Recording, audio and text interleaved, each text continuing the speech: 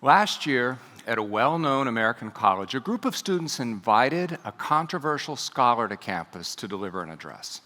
This particular scholar had written books and essays that many found controversial. And the plan was that he was going to come and address the audience, and after which a professor at the college, someone who did not agree with him, who was not a fan of his ideas, was going to interview him.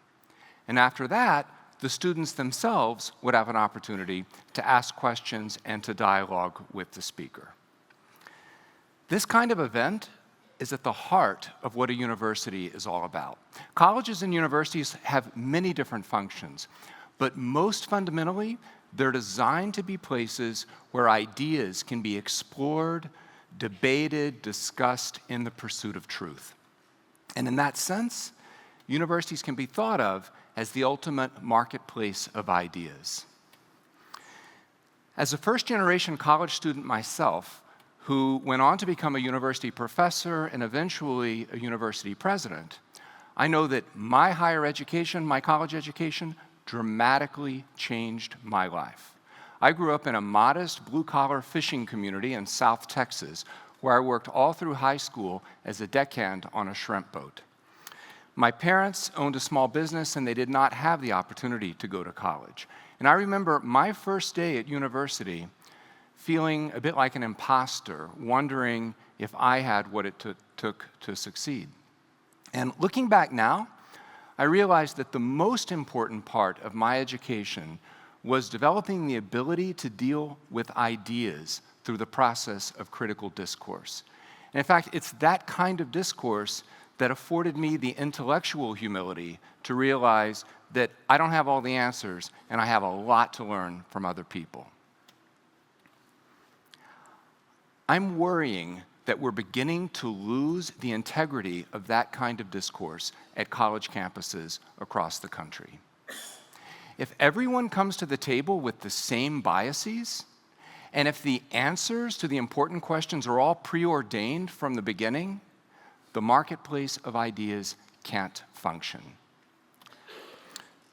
By inviting a controversial speaker to campus, the students were affording themselves the opportunity, and indeed affording the whole community the opportunity, to learn something new, to challenge their way of thinking, perhaps to clear up misunderstandings, or to even sharpen their counter-arguments against his ideas. Either way, they were fostering the idea of what a university is all about. So, as that speaker stepped up to the podium to deliver his address, the crowd of over 400 students in the room erupted in jeers. They refused to allow him to speak. Various administrators at the college stepped up to the podium and implored the students to allow the speaker to continue, but to no avail. The professor, the one who was scheduled to interview him, the one who did not agree with his ideas, was not a fan, stepped up to the podium and said to the students, "I've spent a lot of time developing really hard questions. Please allow him to speak." She begged the students to allow him to continue, but the protests only grew louder. So eventually, the event organizers, realizing that the talk was not going to be able to go on as scheduled, announced that it would be moved to a secure location elsewhere on campus where it would be live streamed for anyone interested to watch. And while the talk was being live streamed, groups of students roamed through the campus, chanting and activating fire alarms. If you want to develop a muscle, you have to stretch it beyond its normal functional range. You have to stretch it and challenge it. And so it is with the mind. If you want to develop your mind muscles, you have to stretch them to deal with uncomfortable ideas, stretch them beyond their normal comfort zone. And in fact, the university can be thought of as a sort of gym for the mind, a place where one's mind muscles are stretched and tested and challenged with the goal of becoming a deeper and more critical thinker. By refusing to allow the speaker to speak, the students were depriving themselves and the community of the opportunity to stretch their own mind muscles, to learn something new, to challenge their own arguments against his perspective. I can understand, in this particular case, I myself disagree with some of the scholarship of this particular speaker. But it's precisely because I disagree with him that I would welcome the opportunity to hear him and to engage him in dialogue. So, how did the story end? Well, after the presentation, the professor at the college was escorting the guest, the speaker, to a waiting car when they were descended upon by a mob of angry students. One of the students grabbed the professor by her hair, threw her violently to the ground, injuring her neck and giving her a concussion. The security personnel nearby managed to get her and the guest speaker into the waiting car, at which point the students started banging on the car and rocking it. Eventually, the car was able to escape, and the professor was treated for her concussion at a local hospital. Now, I wish I could say this was an isolated incident, but it's not. Over the past 5 years, there have been a growing number of incidents like this in which students shout down speakers at college campuses, speakers that they disagree with. And I wish I could say that these kinds of closing down of discourse within the academy was limited to angry students or controversial speakers, but it's not. For example, last year, a group of scholars submitted a paper to a prestigious mathematics journal. In the usual way, the paper underwent peer review, was accepted for publication, but then mysteriously, before being published, it was unaccepted. Now, that's very unusual within academic publishing to have a paper undergo peer review only to be unaccepted right before being published.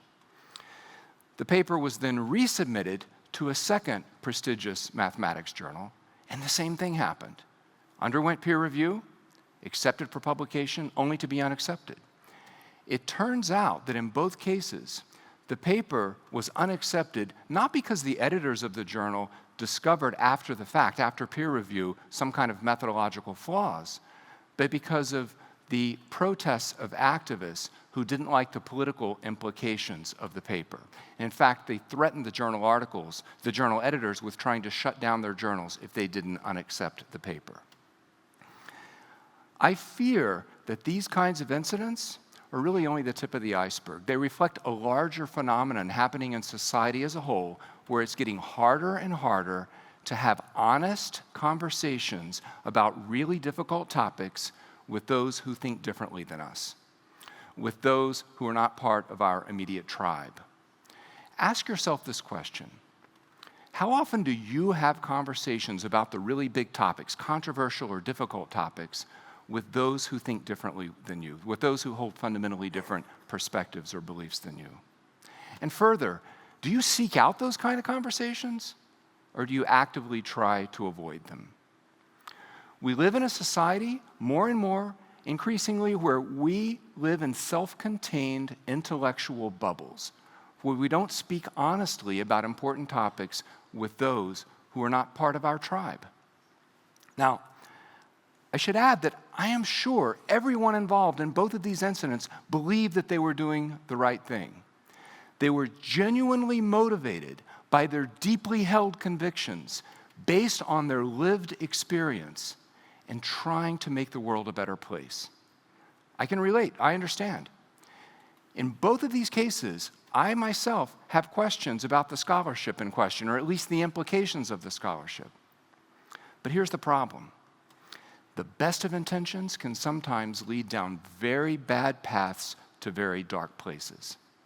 By shutting down scholarship, by shutting down discourse, we don't learn, we don't grow, we don't allow ourselves to correct the errors in our own thinking, nor to sharpen our arguments against bad ideas. By shutting down scholarship, we shut down the marketplace of ideas. There are many important institutions in society, religious institutions, businesses, but they limit the range of ideas on the menu for discussion. It's only at universities where the full panoply of ideas are open for discussion and debate. And when universities abdicate that function, they do a disservice not only to their students, but to society as a whole. As a university president, I believe I have a special obligation to do what I can to try to foster an ecosystem in which robust, but civil and respectful discourse about difficult and controversial ideas can flourish. There are many things that, working together, we must do to strengthen the integrity of the university as the marketplace of ideas. First and foremost, we must encourage robust discourse, respectful, civil, and robust discourse about difficult ideas, both inside and outside the classroom.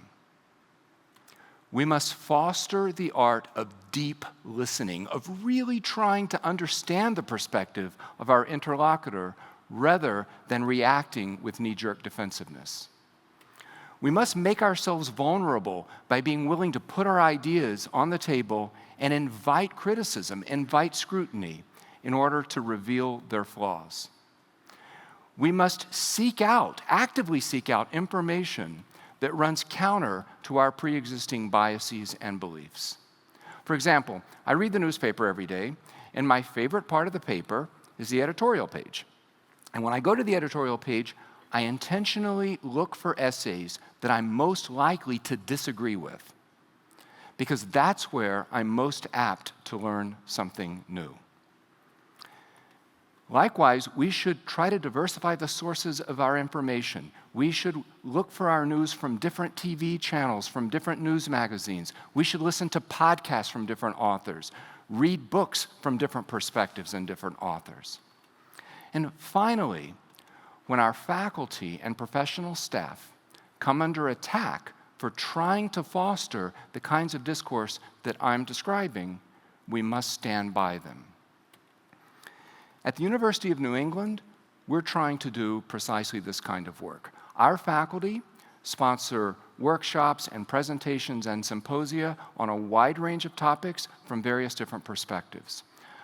As president, I recently instituted a program called the President's Forum, where we bring speakers from different perspectives, divergent perspectives, on a difficult topic to have a moderated conversation with deep audience participation. And if students complain or express a concern that an idea or a presenter makes them feel uncomfortable, we take time to listen to them, to genuinely listen to their concerns. And we use it as a teachable moment to help them appreciate the importance of dealing with uncomfortable ideas. Now, I need to add, this does not mean that anything goes.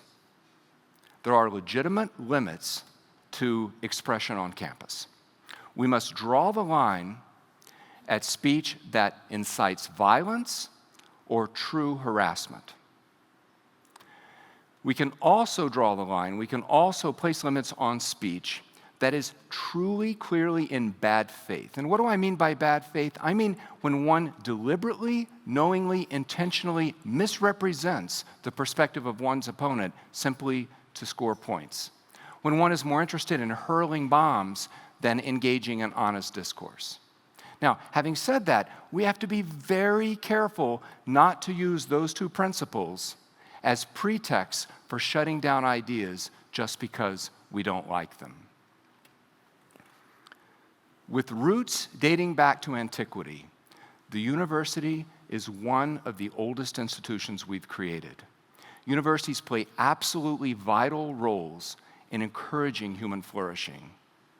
My own university education provided me the mind muscles to thrive in a complex world. Let's make sure that future generations have that same opportunity. Thank you.